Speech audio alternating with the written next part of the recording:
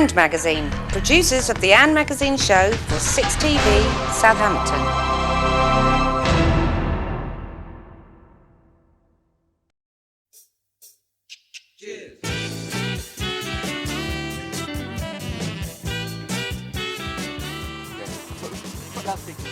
Matt, you're on loudspeaker, so don't say anything you would be ashamed of.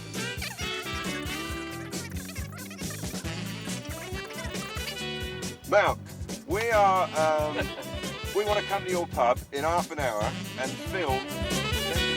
Today in this issue of the And Magazine show, we meet up with the most waved-at guy in Southampton. Next to Martin, of course. And we liked him so much, we devoted the whole programme to him. But first, let's go over and see where he used to play, shall we? Right, today's a bit of a thrill for me, really, because we're actually going to talk to somebody that used to play here. And I used to come down and watch him. Unfortunately, he was still playing here when he was 32. But that's not necessarily a bad thing. I'm just going to talk to the ledge, who's much shorter than me. I'm going to have to find a seat, yeah? I can find a seat. Stand up. No, I'll sit here, look. Okay. Which is, of course, Matt Le Tissier. Hello, Matt. Mark, you all right, mate? Very good, very good. That must be a bit strange, isn't it, being here? It is a bit odd, actually. I've very rarely come back here and very rarely drive past this area. So, yeah, I think it's probably only the second time. I opened the gym that was here a couple of years back, but I don't think I've been back since. No? Because it's nice that they've still got some grass here, although Yeah. I think it looks like I laid it. It probably looks like about April when the pitch used to cut up a little bit, but it's not too bad. Yeah, because it's seen a lot of changes. When you started here, I mean, how old were you when you actually started here at the old Dell? So, I was 16 years old, mate. 1985, I came over from Guernsey. It was 21 years ago. Yeah. Time flies, mate, honestly. And you stayed with us forever. I did indeed. I liked it here. Yeah, and I mean, looking back at it, I mean, obviously we know about the woos from Chelsea and the like and everything. I mean, your reasons for staying, I mean... Well, there was different reasons at different times, really. I did very nearly sign for Spurs back in 1990. That was the closest I came to leaving Spurs with the team that I supported as a kid. My dad supported Spurs, so it was very tempting. Of course, the Glenn Hoddle connection. He left by then. Yeah. They were looking for somebody to replace him, and in the end, I turned them down, and they went out and bought Darren Anderson instead. So yeah. Another Southampton bloke. Another Southampton bloke. Yeah. Yeah, but although technically I'm a Guernsey boy. No, not to us. Not to us, man. Sorry, mate. This has got to be the goalmouth, I reckon.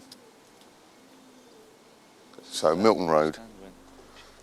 This is where I had my sandwiches stolen.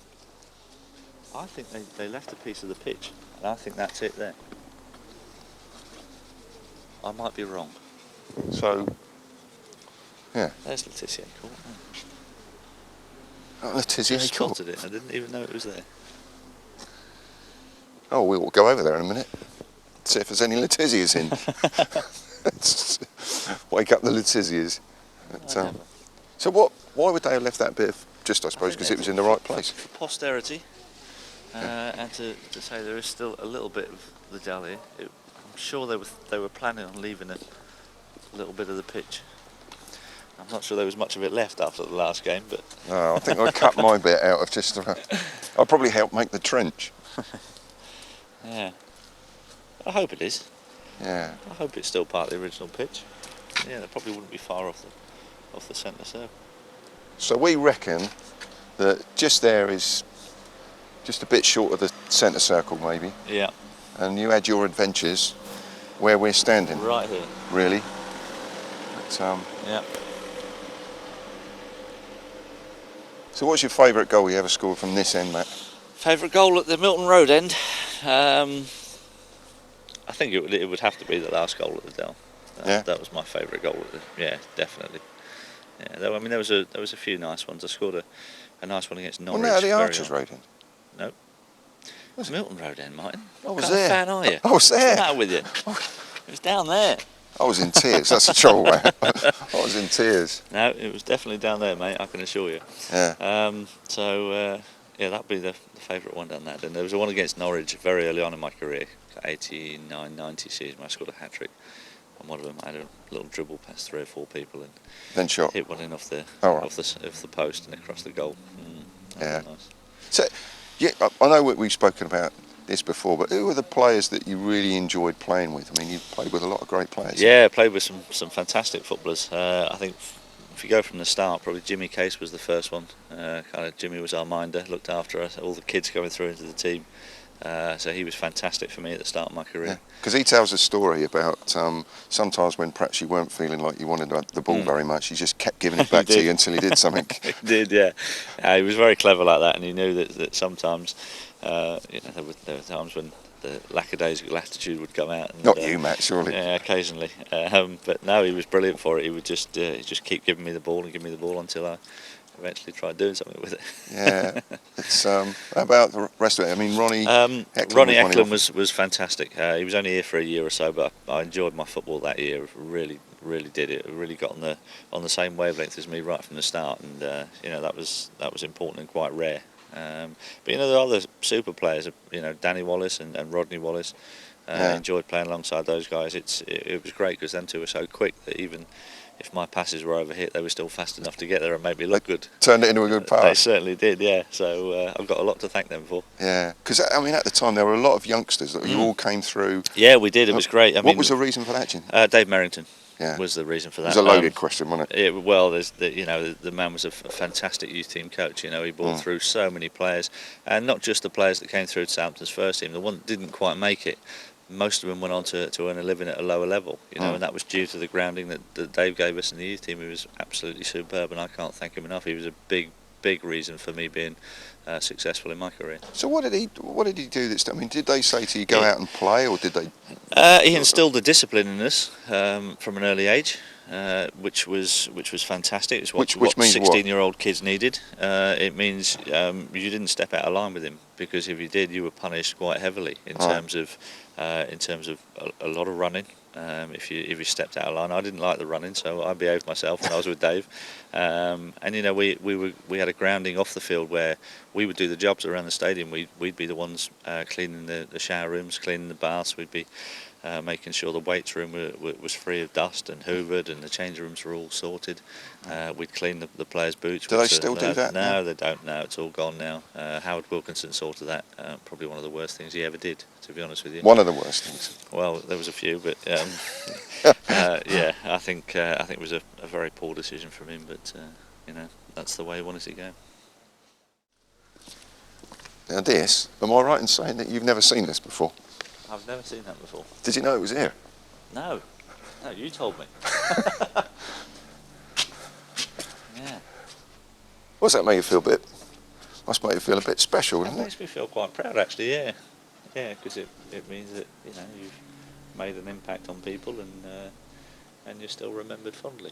Yeah, it does make me feel quite proud. Yes. So tell us, Matt, about you're now working on Sky. I am indeed. How did that happen? They phone you up? Or I kind of fell into it, really. Yeah, they phoned me up out the blue just as I was retiring. My last season, about a month, 6 weeks before I was due to retire, they asked me if I'd go in and just watch one of the games for the midweek soccer specials, which are the shorter shows. They're only 3 hours long, so I think that's what they do to people who come on for the first time. They give them a short show just to see what they're like. John Barnes. Yeah.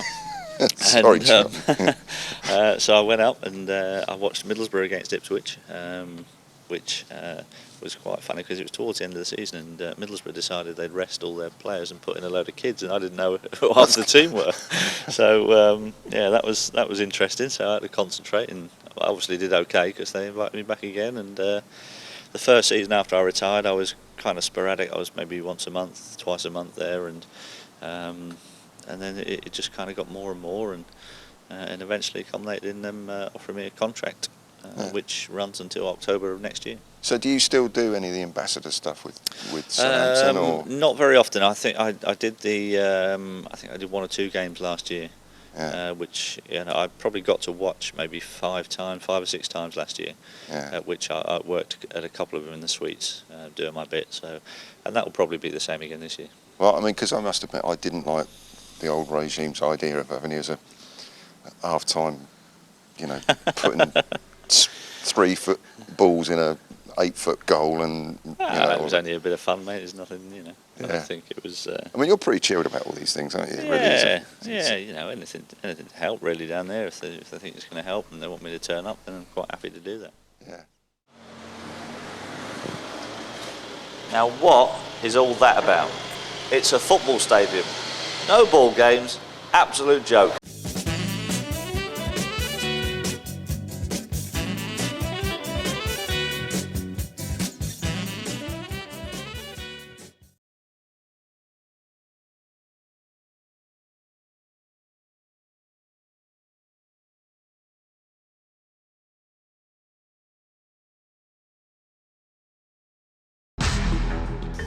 And Magazine, producers of the And Magazine show for 6TV Southampton.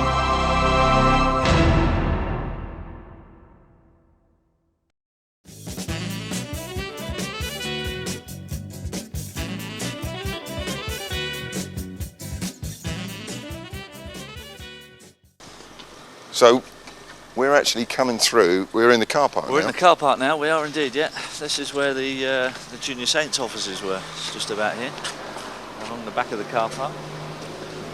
The main stand would have been just there. Players' lounge. Players' lounge just up there, yeah. Yes. Yeah, the gym just over there on the left. Your favourite? Social club behind it. I actually quite like the gym because whenever we're in the gym, I knew we couldn't run far. And we always used to play five-a-sides and stuff and head tennis, so yeah, I quite enjoyed going in the gym. It was never too physical. Because we had a club, there was a supporters club above the gym at one stage, and they moved us out about a year after they'd made it to put in corporate. Ah, nice. So we all got chucked out. Yeah. But the social club was good as well. I got great memories of that because we always, as apprentices, we always used to have our lunch over there. still got some fans here, Matt. Thanks very much. Because Good, thanks, mate. Get a shirt on, will you? You're blinding me. yeah, because we used to let us play football here actually as kids. I mean, probably before you were born. But we used to play football here, and the players used to come out and actually like join in on some of the games. Oh, brilliant. And that's, I don't know how you feel about how the game's going the modern way, but that seems to have gone. It's gone completely. a bit, isn't it? Yeah. I think one of the great strengths of our game down the years is the fact that the players have integrated with society, and the way things are going at the moment, they're kind of getting more and more isolated, and I don't think it's quite right, to be honest with you. What do you think the reason is? That the money, the agents reason, from other countries, the or clubs get a bit precious about the players. I think the players themselves get precious about themselves, and sometimes get the idea that they're above being part of the community, and you know, a lot of it's to do with the money that's around. You know, they think they're earning that much money, they think they're above everybody else, and sometimes it's not everybody. I'm not labelling everybody, but there are a number of footballers. How did it work in your day? Because we were talking about Jimmy Case earlier, and Jimmy always says, yeah, he used to earn a lot of money with Liverpool, but it was related to winning.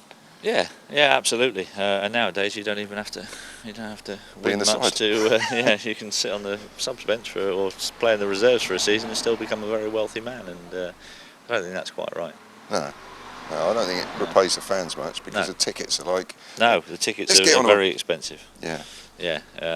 It's for a father to take a couple of kids to the football now, that works out as a very, very expensive hobby, and there's got to come a time when the wages, there's going to have to be a cap at some point, because it's just going to be out of reach of the normal person, and the gates will begin to suffer. Who is Crosley? I mean, excuse my ignorance, but I take it that was before my time. Is it before your time as well, Mark? Most things are top players before Crosleys? my time. I can't remember any Crosleys. Only the goalie. A huge disrespect to an ex-Southampton player, and I do apologise if he's watching this. But I'm going to make it my mission to go into my A to Z of Saints players when I get home. Find out who Crosley was. Find out who Bin's store was as well. He's got his own. Yeah. He's got his own building. He's got a brother who blows things up apparently, called Bin Laden. But no. So this goes into the alleyway. This was the alleyway, yeah. And this still here. I'm kind of pleased something of it's still here. Yeah, I think it's nice. Shall we go? It's nice that they've kept a couple of brick walls that used to be here still here. So you actually can relate everything to where the brick wall was. Yeah, I think it's important. I don't want to lose the whole identity of it. I think that's probably one of the reasons why they've kept it here. It's actually quite nice, to be fair. It's lovely down there, isn't it? They've done it quite nicely.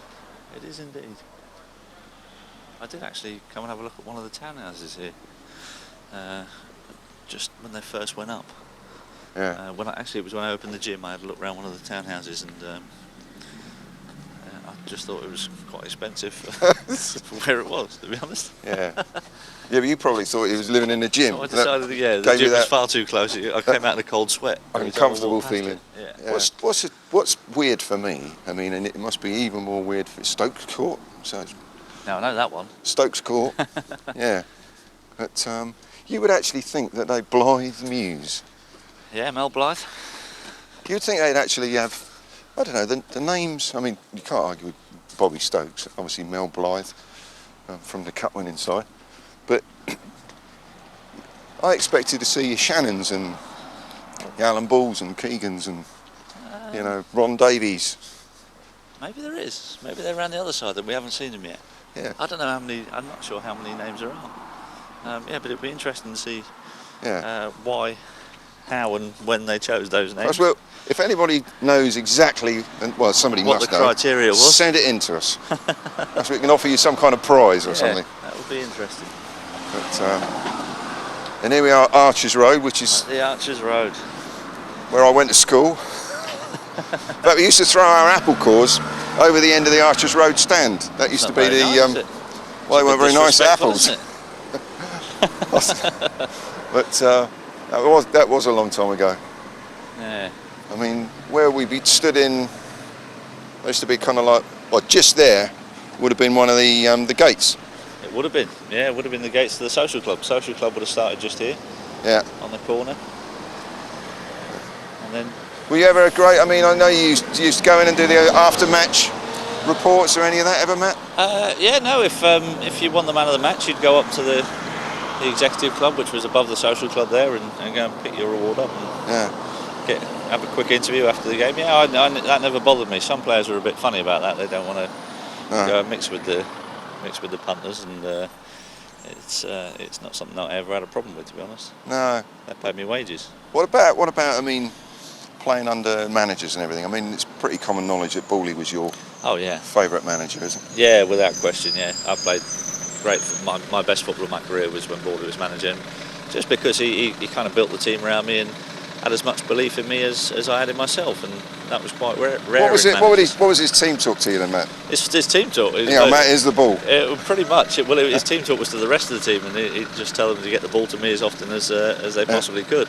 And for me, as a bit of a big-headed git in the first place, that made me feel quite good. Yeah. And I responded to it by playing, best football of my career for 18 months. Yeah. Would you say, I mean, a player like yourself in the modern game where so much of it is about fitness, I mean, how would you feel about if it was your day now? I'd probably, I don't mean a sort of slant about fitness there. No, I probably wouldn't play as much. But you'd probably earn a lot more money. Yeah. It has its upsides, it has its downsides. But probably wouldn't earn as much money as Jez. Probably not, actually, no. Yeah. He spends all the year abroad, doesn't he? Yeah, we'll have to go to Africa for it. Yeah. But, so what do you think? I mean, the state of football is at minute. I mean, are you optimistic? I mean, you had reservations. I think the actual game itself is in good shape. I think the standard of play is pretty good. I still think there can be more room for the flair players. I don't think there's quite enough of them around at the moment. But in general, the pace of the game's good. The excitement's good at games, and I think it's in a pretty good shape. What do you think? I mean, because one of the things that I worry about really is the amount of English players that are able to break in. I mean, I love seeing the great foreign players. I mean, I think the average foreign players, I'm not so sure about. No, I think you're absolutely right. You're spot on. That for me, there are too many foreign players in this country, or too many average foreign players in this country, where the jobs that they're taking could quite easily be taken by English talent and nurtured through rather than and let's not beat about the bush. A lot of them, the mercenaries, are here for the money and nothing else, and that's not the way to go.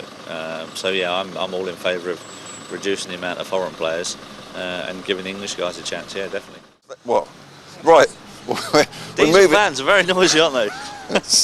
Yeah, we've moved because I couldn't hear him and he couldn't hear me. Although that was probably quite cool.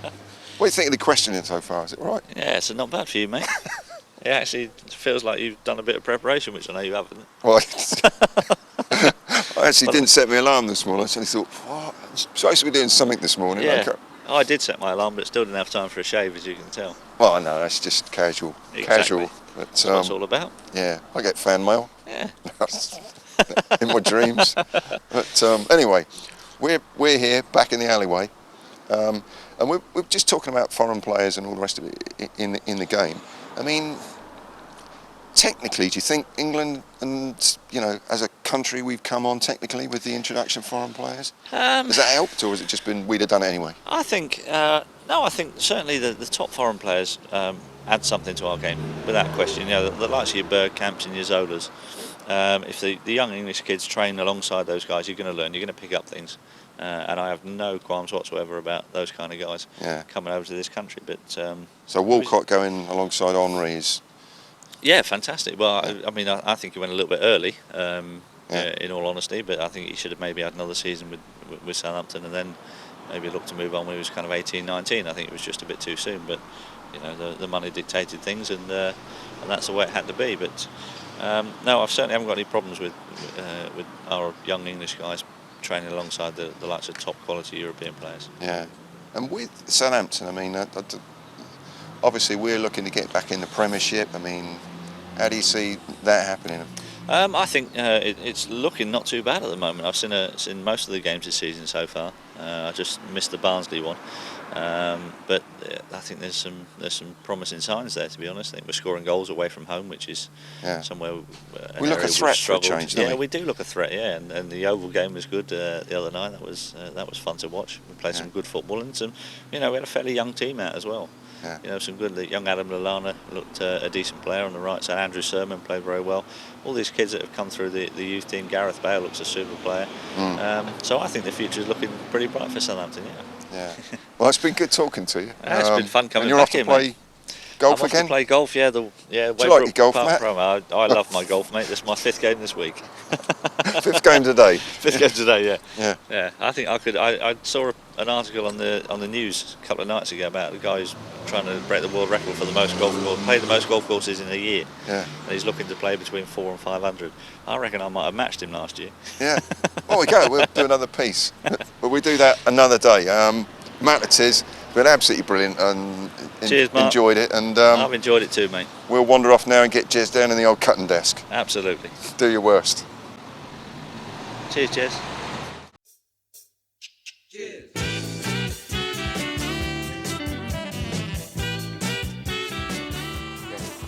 Put loudspeaker. Matt, you're on loudspeaker, so don't say anything you would be ashamed of.